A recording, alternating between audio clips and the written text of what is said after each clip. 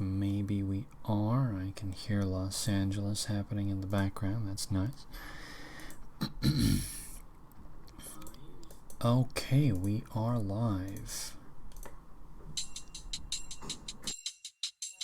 白岩学園3年 B 組の皆さん、こんにちは。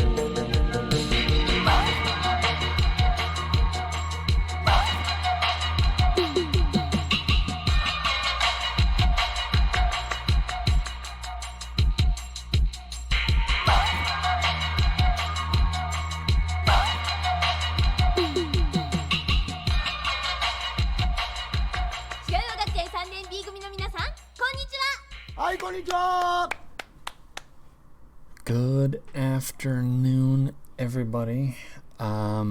Jonathan Pohl says we've got a couple of viewers and a Fed. Everyone say something nice about your Fed. It's very important that we do that. Hey everyone, how's it going?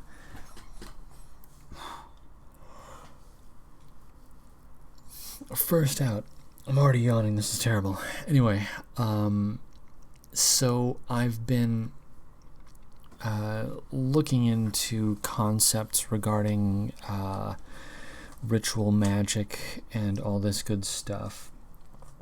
I figure if you're going to try to understand a concept, it's best to rummage around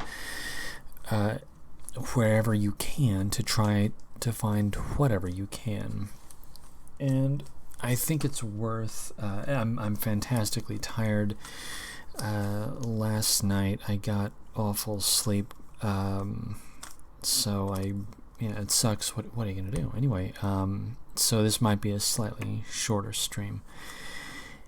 Anyhow, so the concept of magic is actually very interesting to me presently, And it occurs to me that there are two major camps with regards to magic. And these are just, my own musings. I think everyone can probably hear my cat doing weird stuff in a paper bag, because cats love paper bags. It's really weird. Anyway, sorry about that. It's a little bit distracting. The two major camps that I have identified with regards to magic are basically white magic and black magic. Those are the two biggest groupings. I don't know how else to call it. And I'm confident that I'm not pulling this out of my ass. I might be. I'm really not sure. I'll have to, I don't know where to go to look this stuff, because you try to talk to some of these guys that talk about all this bullshit, and you wouldn't believe the absolute nonsense that you hear. So I'm kind of stitching things together a little bit. I get that. So anyway, I just wanted to throw that qualifier out there. It's my opinion that white magic is largely indistinguishable from just hard work. And what I mean by that is, this is just my own opinion, okay? So please, I'm probably going to get some comments on this, but that's fine. Magic, in my opinion, is basically making something go from your mind to manifesting in physical reality in some way. To me, that's magic. So, by definition, any object that you fashion is an act of magic. It's white magic in the sense that you did the actual work yourself. You performed the tasks, you put in the energy, and you got something out of it. So, if you build a chair, that's some form of white magic. You put in the time, you put in the effort, and you have something for your troubles. Something that was in your head, you made it manifest. There are good magicians and there are poor magicians. Good magician would be one who really takes his time. A poor magician would be one that kind of has a vague concept, slaps something together and says, "Yep, but good enough," and that's about it. On the other end, note, by the way, that the magic has some kind of physical manifestation. That's the way that I personally think of it. The white magic, specifically. Now, think, on the other hand, about black magic. Black magic is, in my estimation, it's a shortcut. It's an energetic shortcut. You have, with white magic, you are investing energy of your own, your energy, your time, your life, to meet an end. And on the other hand, you have black magic, which still requires energy. And I think this is where sacrifice comes in. You can almost think of it like a battery, or the sacrificial object, whatever it may be. You think of it like a battery or like a balloon filled with water or something. You pop it and you use the energy so that you can get to whatever that end state is that you want. With white magic, typically it involves building a thing or whatever, as where with black magic it typically involves acquiring a thing. So one, white magic, you start with a baseline of 0 and you build a thing. As where with black magic, baseline is 0 and you acquire a thing. So the thing already exists, but in order to get that thing, there is still the requirement of some form of energetic expense. So this is my idea. And I stress to you, these are just my own musings. I am 100% sure that if Styx, Hex, and Hammer, for some reason, got wind of these ideas, he would probably chortle and laugh and tell me that I'm quite silly, which is fine.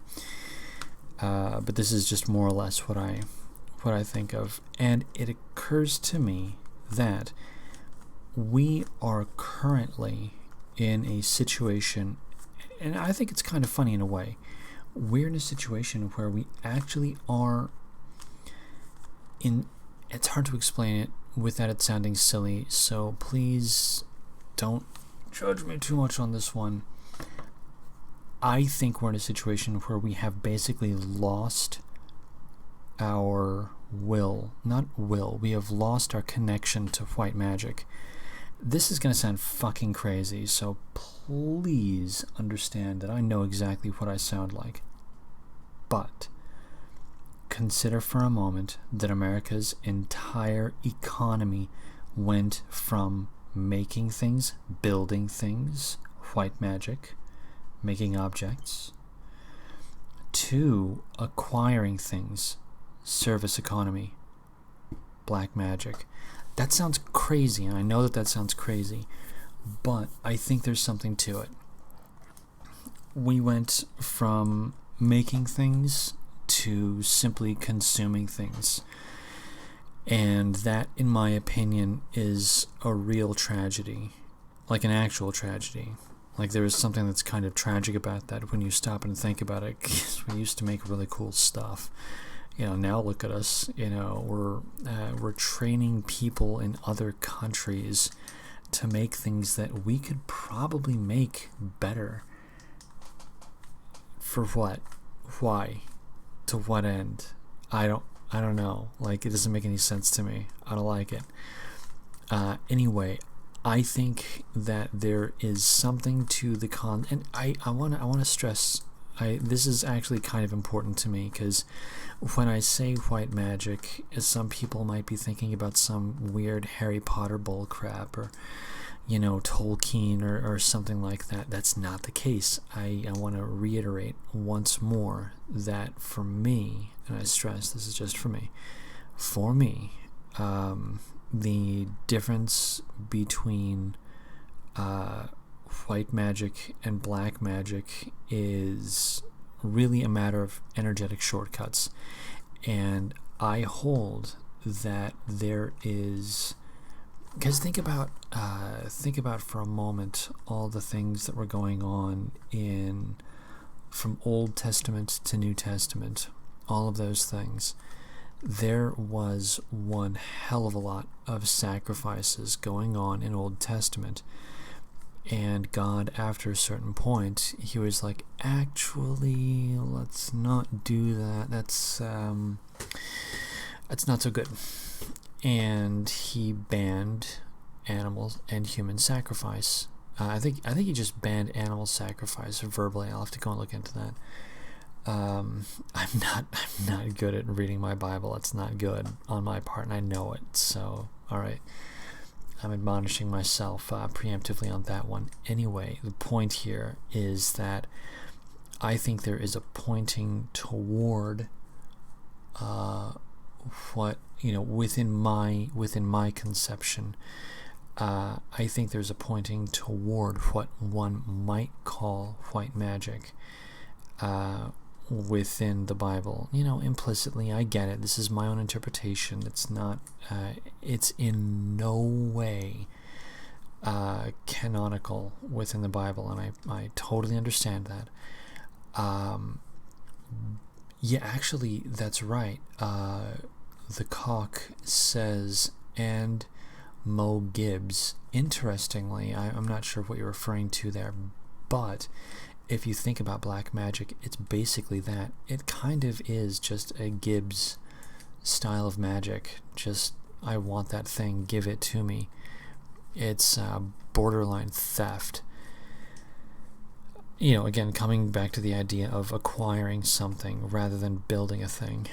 But yeah, I think that, and I don't think that there is necessarily anything that is anti-Christian within my conception of white magic, black magic. I fully understand that the terms and phrases being used are exactly the kinds of terms and phrases that will raise eyebrows, and I do understand that. So, okay, moving on. The thing that I'm going for here, coming all the way back, is just that I think that we need to be thinking a lot in terms of building things and not acquiring things. I think that in terms of how we think about like stuff we're gonna make, stuff we're gonna build. Like, think about all the the bankers or whatever. They don't build anything. They don't make anything. All they do is loan numbers. That's it. They just loan numbers in a way that is completely black magic, in the sense that, what are they doing? They're conjuring up something from nothing, and then they're acquiring a thing. And what is the net result of all of these numbers being inflated and traded and devalued and whatever and blah blah? Well, the net result is that you end up destroying economies, and by extension you end up ruining countries and nations. It's not good. It's bad. It's always bad. And it fundamentally, in my opinion, rests on conjuring things from nothing in order to acquire things that were not yours. If you think about the way that loans work, a loan is a conjuring of numbers from nothingness. They give you those numbers, and then you acquire a thing that has already been built. I mean, it's the opposite of white magic. It's black magic.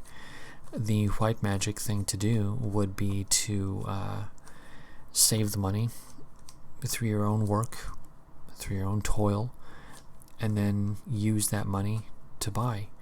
Or, on the other hand, you would simply build your own house. That would be the white magic version of it, and I have a lot of respect for that. That's exactly the direction that we should be going. And when I think about things like the bankers, the way that the banking system works right now, it's not respectable. It's not respectable at all. And I kind of think about Miracle on 49th Street or something like that ancient Capra movie or whatever. The guy, Jimmy Stewart, he was a banker. I've never watched the movie, so I know about it because everyone, their brother, sister, and cousin used to talk about that when I was a kid. And I was never really into that movie. It was on syndication for all the Zoomers. We used to have this thing called a television set. It's before the internet. And we would watch the television set. And during Christmas, my favorite things were Christmas movies and Twilight Zone marathons. I used to freaking love Twilight Zone marathons. And amongst the Christmas movies was Miracle on 49th Street. Anyway, the banker was... Oh, Death Cog Units here. Hey, buddy, what's going down? Oh, man, I miss my cathode. Holy shit. I really miss my cathode. No one has any comprehension of how awesome it was to play Super Street Fighter 2 and Chrono Trigger on a cathode tube. Holy shit. It was amazing. Anyway, in the movie Miracle on 49th Street, he was a banker, and there was nothing respectable inherently about him being a banker. It was just a job. It was like washing dishes. It was like sweeping a floor. He may as well have been a glorified janitor or or something. And the way that I think about it is, that's how a banker should be. A banker should be no different than some guy that runs the local corner shop or whatever. Basically what I'm saying is, make banking a chore again. That's really what I would be into. But yeah, that's the general tone that I would want to see with regards to how our money system works and how our economy works. It's a Wonderful Life. Thank you very much, Ruiner. I think that's what it is. It's a Wonderful Life. Fucking hell. Why? That's right, because Miracle on 49th Street was the one that was about Santa Claus. I see, and this is how you know that I never really cared about the movie, because like I'm mixing it up with something totally unrelated. Anyway, 34th Street. Thank you very much. Yeah, gosh, it's been like a million years since I've thought about these movies, because you've never played freaking Chrono Trigger? Let me just say, Goose, you need to play Chrono Trigger. It's a brilliant game. I will freely admit that one of the reasons that I liked that game so much is because, dude, the score is so outstanding. The music, like, you can actually just click on the soundtrack and just let it go, and it's great. It's totally worth it. Moving on. Yeah, I think that moving into a mindset where we focus on building things and we don't focus on acquisition and consumption, I think that's the proper way to go, the proper direction. And this might be a little, a tick in my own head. I'm not sure, but when I was a little kid, I remember thinking that the best jobs are the ones where there's some end state that you look at and you can say to yourself, I did it. And that's, you have satisfaction at having accomplished something. And this is why I think about things like building a chair, because when you're done building the chair, you can look at the chair and you're like, I freaking did that. And that's a great chair. Even though it's probably not the best example in the world, but it's just handy at the moment. That little thing at the beginning of my streams, it's music, with like a couple of clips from Battle Royale, and I looped in the audio because I thought it was funny sounding. I like the tone of it. Something about it is just amusing to me. And it took me like 15 minutes total, to edit that. It took me nothing at all. But still, it's a minor example of something where it's like, I can say I did that.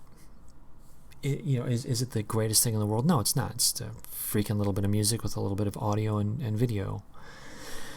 Whatever. I'm happy about it, and that's really all that matters. And I think that's the kind of thing that we should. That's what I would like to see more of when I look at, like, because I see these people and I feel so bad for them. These mega corporation jobs. I kind of get that I'm basically moving a little bit into like 90s thought patterns. Hey man, the man's getting you down, man. You gotta get out of the office, man. You're not my khakis, man. Like, I get it. I know that that's what I sound like, but whatever. Anyway, I do see these people that have jobs where on a basic level they don't actually provide anything. They don't make anything. They don't build anything. They are literally just there to process numbers or something. Like, they're not building anything. Like, in a weird way, this is gonna sound also weird, but in a weird way, Twitter, like, it's a fucking bullshit company, and I'm on Twitter and I get it. Like, I understand, but like, what do? They sell your data, they sell your information, so it's a giant scam. It's a giant con game. The only thing they're doing is tracking patterns. That's really what it comes down to. They're tracking patterns, and then marketing companies are using those patterns to try to figure out how to sell you bullshit. So the whole thing always comes down to, are you making something or are you not making something? Twitter, the only thing they're making is better algorithms for marketers. It's bullshit. It's complete nonsense. I do have more respect for people that made this little Rubik's Cube right next to me. I don't like the example because, I mean, it was made in China.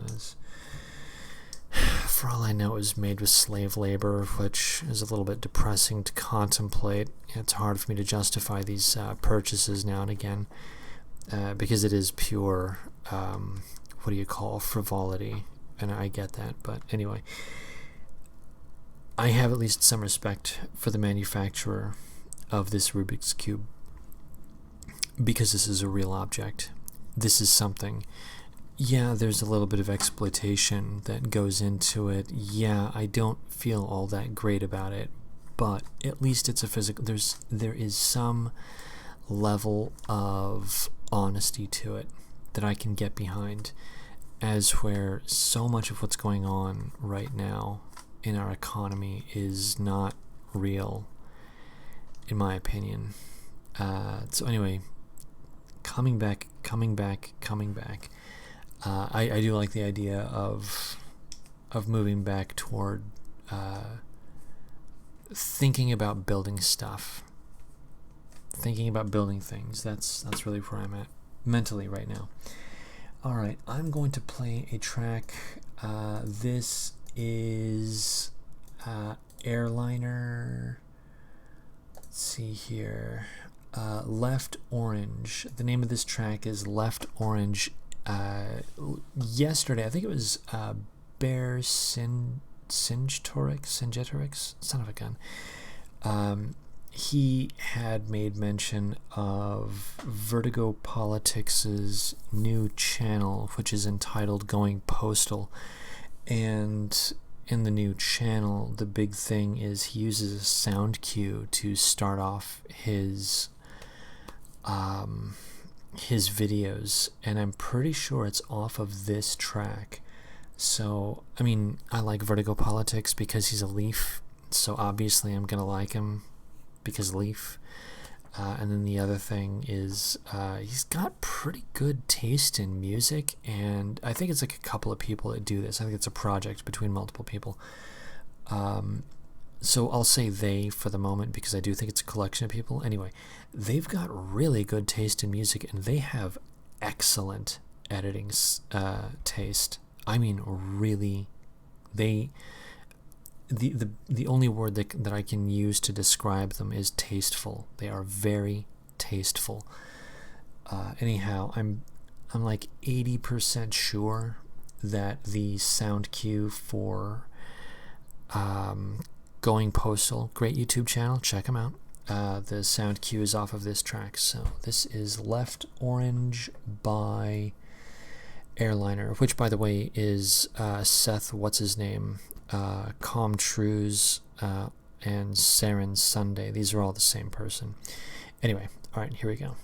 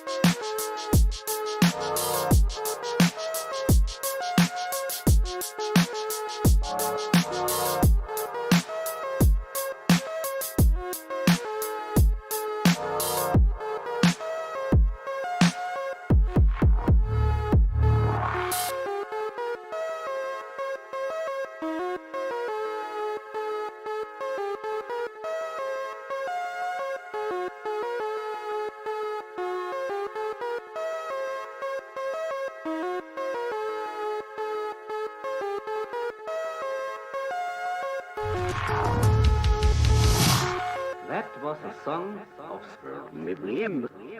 Oh, wonderful. But once I heard the female sing. It was rather a poorer song than the males.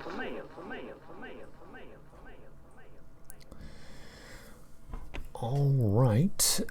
So sadly, the track that I wanted to, rather the track that was on my mind that was used by formerly Vertigo Politics, now going Postal, that was not the track.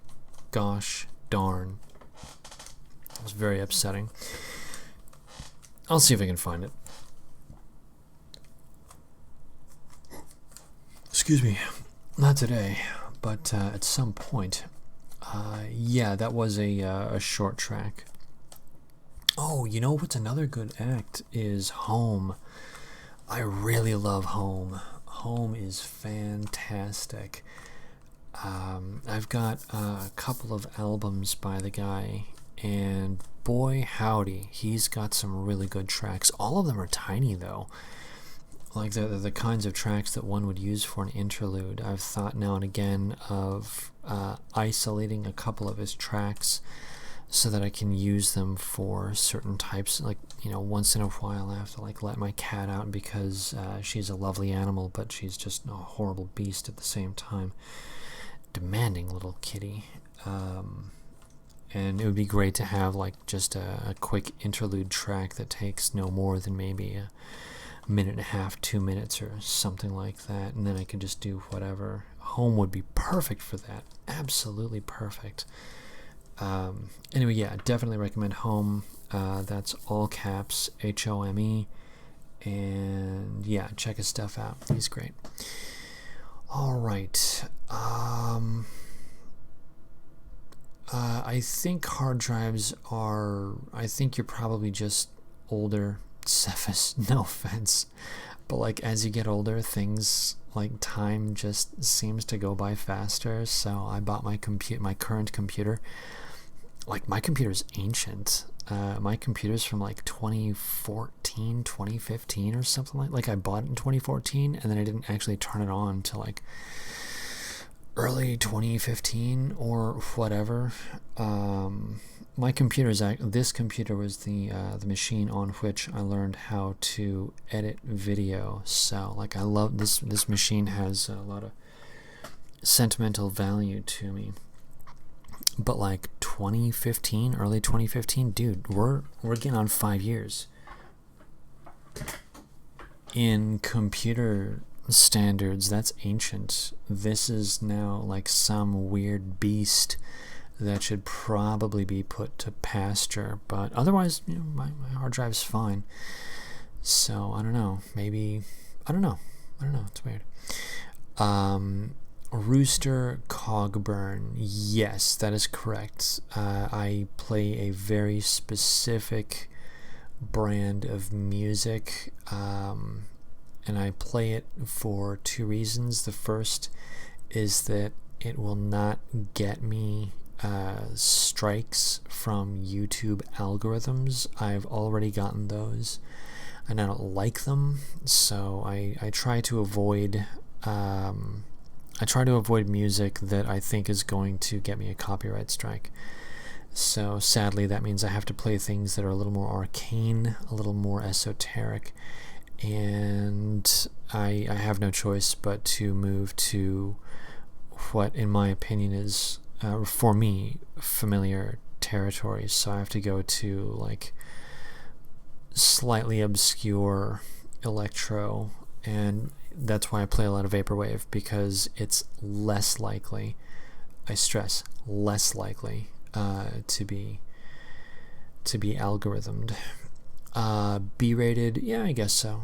I mean, I think it's A-grade, but that's just me. I think it depends on taste. There's a lot of rock that to me sounds so self-similar that, you know, I don't really, and rock's not really my bag. I mean, I would be playing rock all the time, or some variant of it. I used to love synth back when I was a kid, so like Depeche Mode, stuff like that. But there's some rock that I like. What is it? Yes, I like Yes's album 90125. Brilliant freaking album. Love that album. What else did I used to like? Blondie, but I mean everyone likes Blondie. Stuff like that. I also used to like disco. I weirdly, like, people used to make fun of the Bee Gees, but I ended up liking the Bee Gees of all the things. But yeah, I wouldn't mind playing some rock. The problem is that, like, oh my god, like there was a track that I really wanted to play the other. What the hell was it? I wanted to play some Hall & Oates, and there was another track. Gosh, what was it? Oh, that's right, of course. What am I thinking? It was actual formal synth. It's not post-punk per se, but the track Blue Monday, that's by New Order, which used to be Joy Division, and Joy Division was in essence kind of like like right around the punk scene or whatever. They weren't actually punk, but they were like they were of a certain type where they were just a bunch of dudes that showed up with instruments, and they were like, well, we like playing music, so that's what we're gonna do. Excuse me. And there's kind of a punk vibe about that. Yeah, I guess it's new wave. Yeah.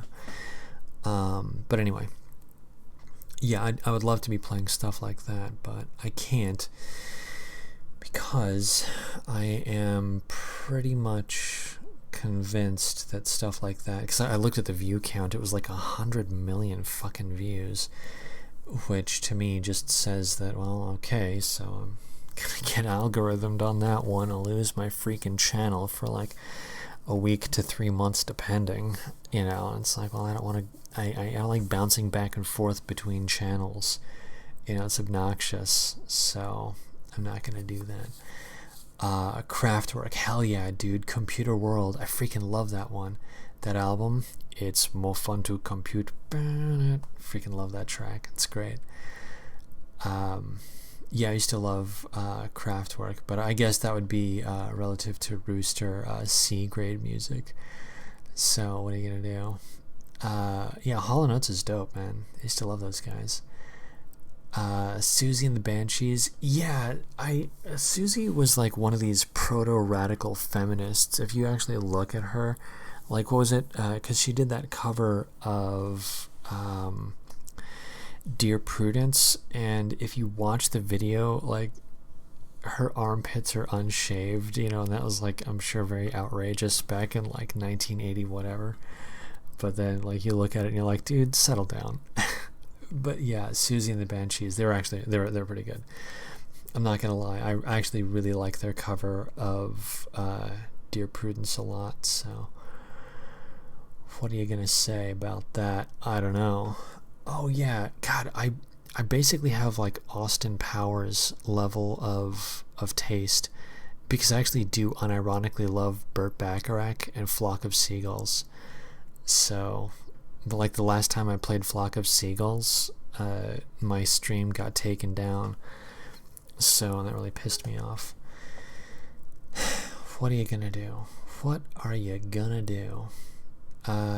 Anyhow, okay, so I guess I'm actually just like a little bit, I guess I'm a little bit tired. No, yeah, I might play one, I'm gonna play one more track.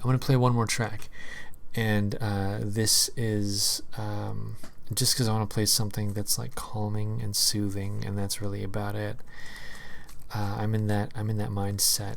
Last night I got like, yeah, I got bad sleep, and then like Los Angeles happened at some absurd hour in the morning, and I wasn't able to get back to sleep.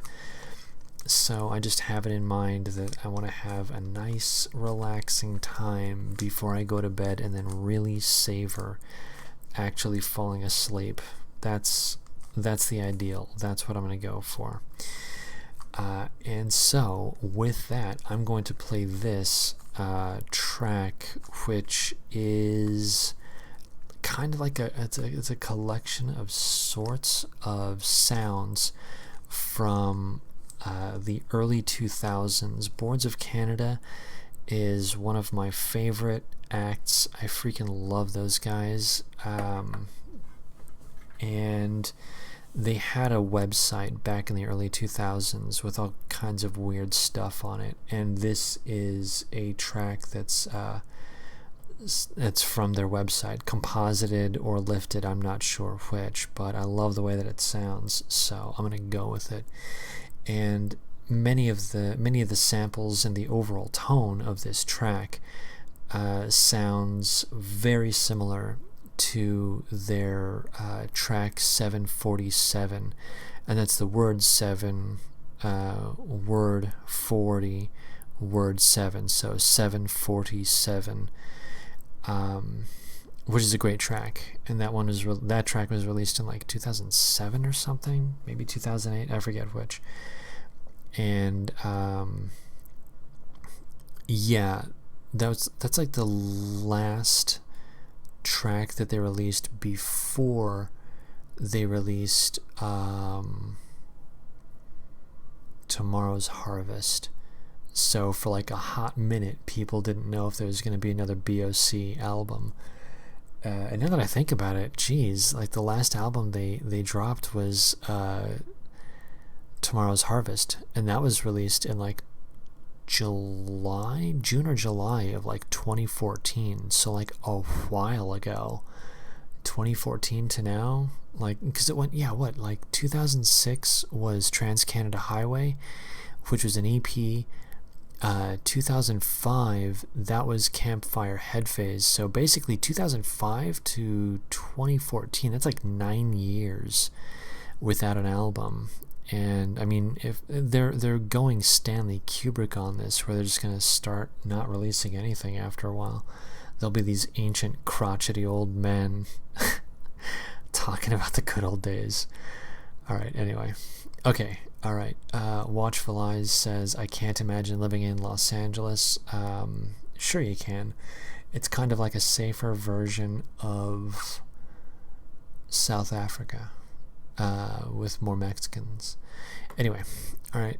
This is some track by Boards of Canada that I like a lot, and there you go. It's actually from like the early 2000s, but a variant of it was released in 2008 or so, and it's a great track, and there you go.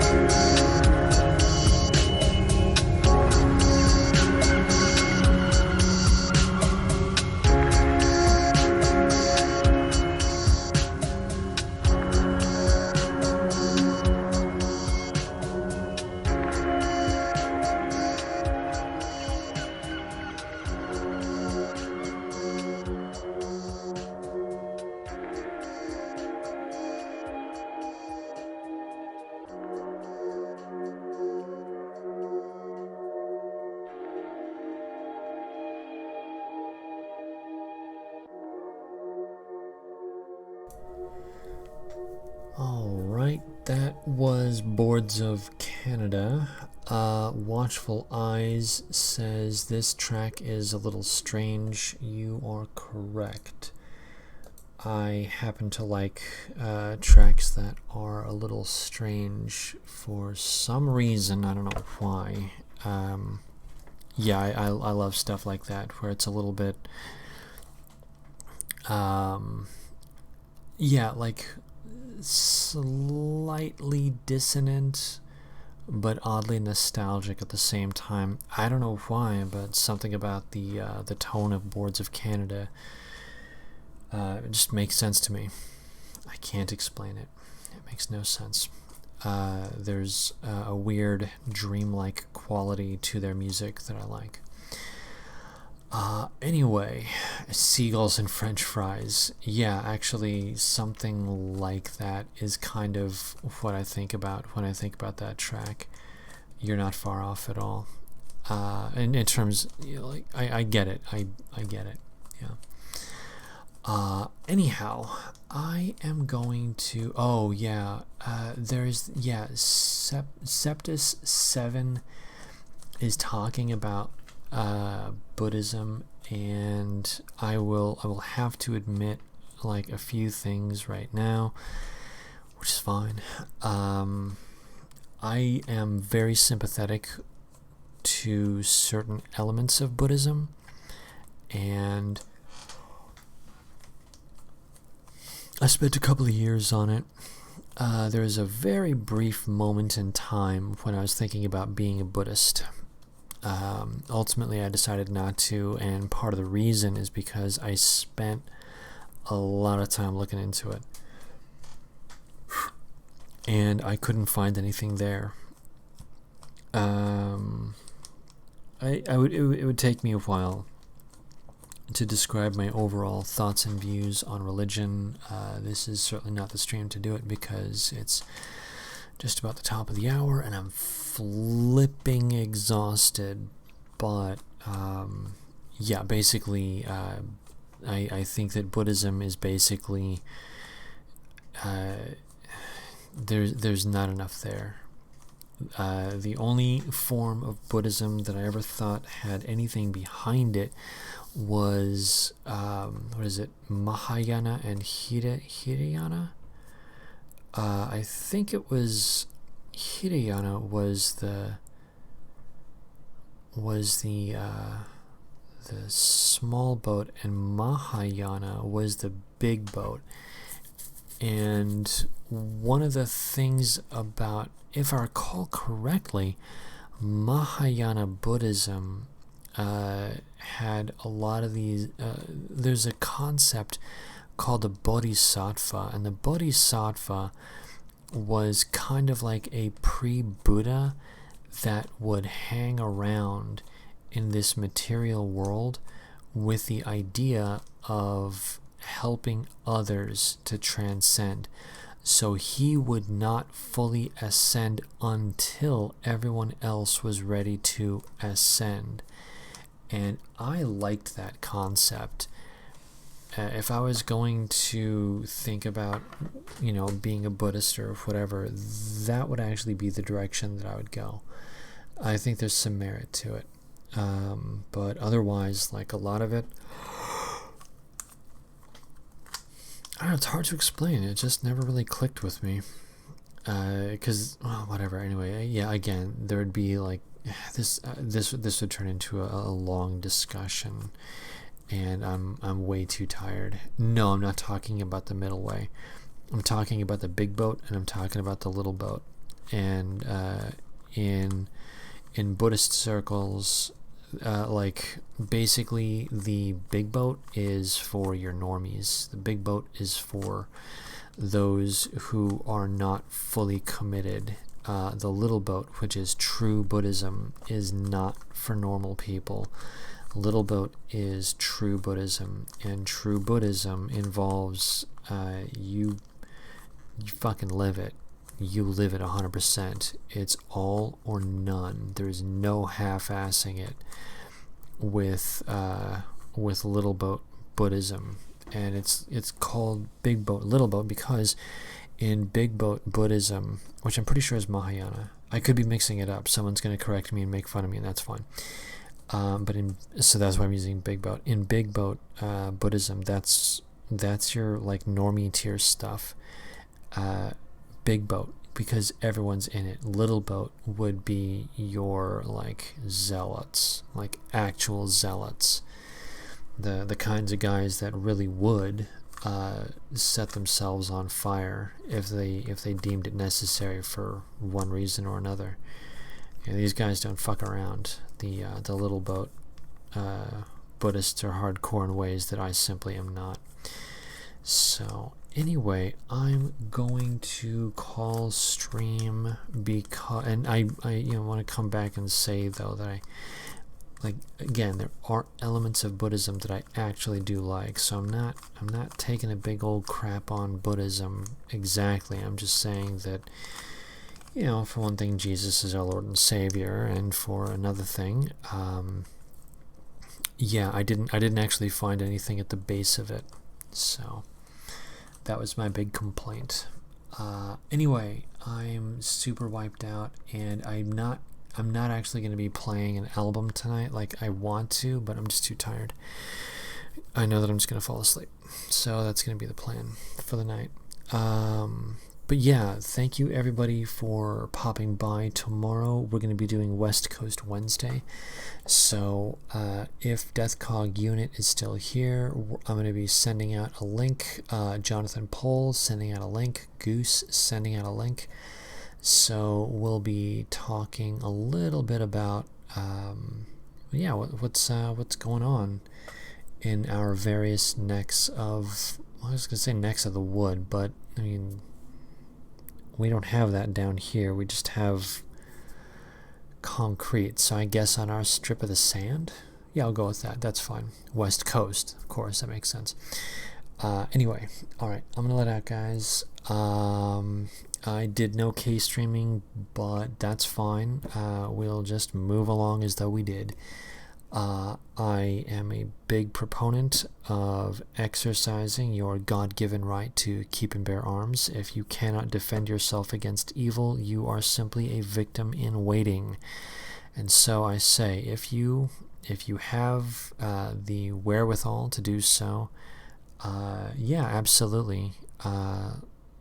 Practice safe handling, train with it, learn and memorize the 4 rules of firearm safety. Rule number 1, always treat every firearm like it is loaded. Rule number 2, never cover or sweep anything that you are not willing to destroy. Rule number 3, your finger stays off of the trigger until your sights are on target. And the 4th and final rule is be aware of your target and what's beyond it. Safety first. Culture Bearer says magic is an awesome subject. Yes, it is. I largely only discussed it in the early part of the stream, but like the first half hour or whatever.